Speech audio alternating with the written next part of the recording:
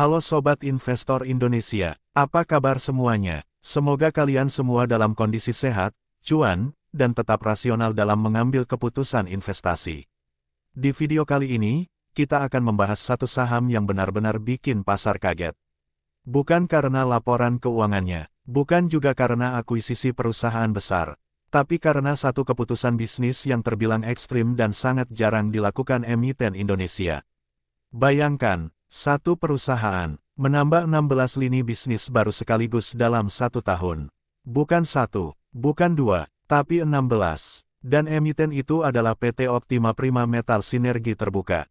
Dengan kode saham OPMS. Hari ini kita akan kupas tuntas. Mulai dari latar belakang perusahaannya, isi berita resminya, dampak ke bisnis dan saham, kondisi fundamental, sampai ke risiko dan peluang investasinya. Video ini bukan ajakan beli atau jual, melainkan materi edukasi supaya kamu punya sudut pandang yang lebih utuh sebelum mengambil keputusan. Kalau kamu suka konten analisis panjang, mendalam, dan berbasis data, pastikan kamu subscribe, karena channel ini memang dibuat untuk investor yang ingin naik kelas. Oke, kita mulai. Bagian 1, Profil Singkat OPMS. Sobat Investor, sebelum bicara soal ekspansi besar, kita harus kenal dulu siapa sebenarnya OPMS ini. OPMS adalah perusahaan yang bergerak di perdagangan logam, khususnya besi scrap, besi tua, dan material logam hasil bongkaran, termasuk kapal bekas. Bisnis ini mungkin terdengar tidak seksi, tapi justru sangat penting dalam rantai industri.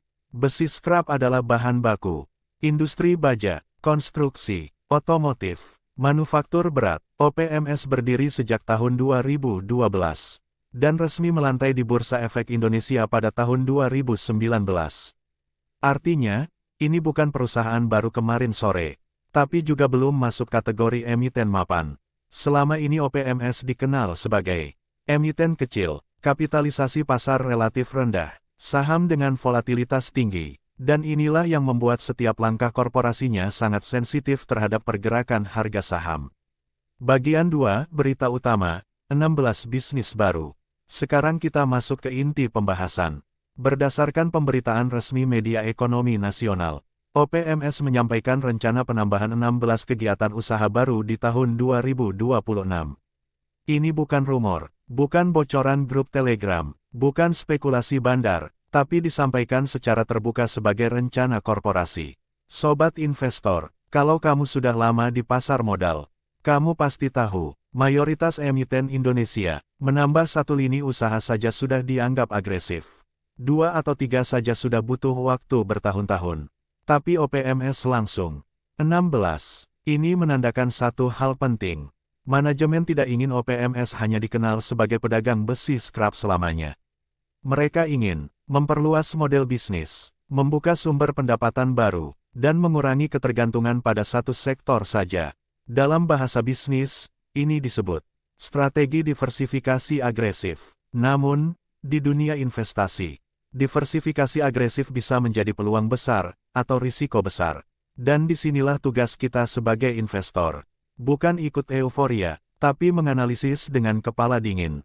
Bagian 3, Kenapa pasar merespons besar? Sobat investor, pasar saham itu sebenarnya tidak reaktif terhadap cerita. Pasar reaktif terhadap ekspektasi masa depan. Ketika OPMS mengumumkan 16 bisnis baru, pasar membaca satu sinyal penting.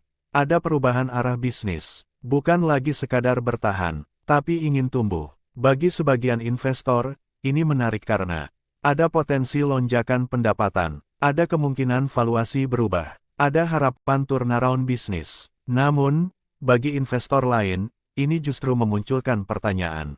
Apakah modalnya cukup? Apakah SDM-nya siap? Apakah ini realistis atau terlalu ambisius?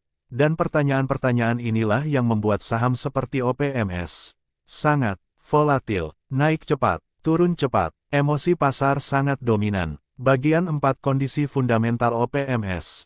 Sekarang kita masuk ke bagian yang paling penting. Fundamental saham OPMS.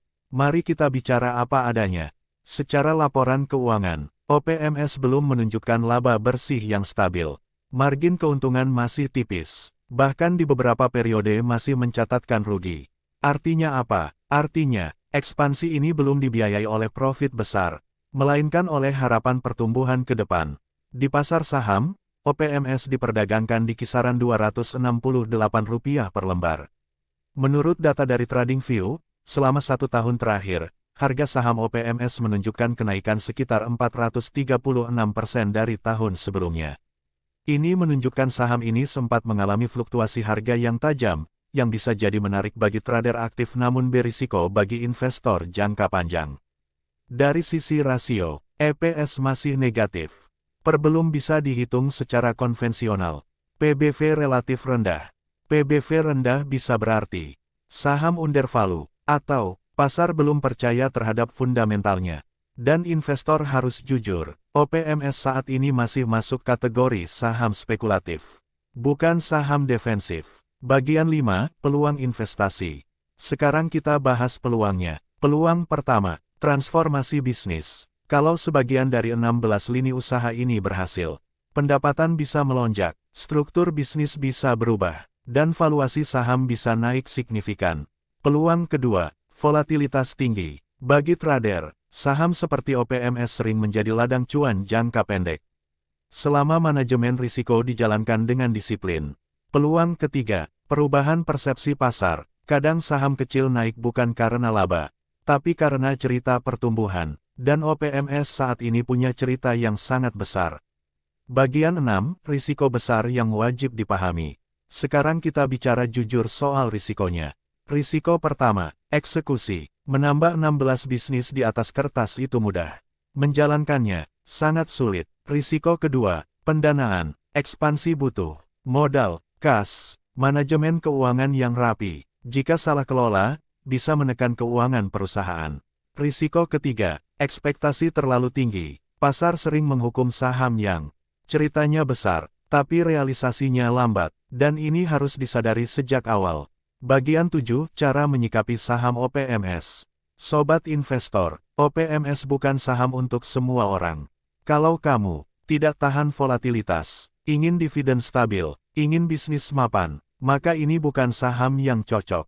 Namun jika kamu paham risiko, siap dengan fluktuasi, dan ingin eksposur ke saham turnaround, maka OPMS bisa menjadi saham pantauan, bukan saham FOMO.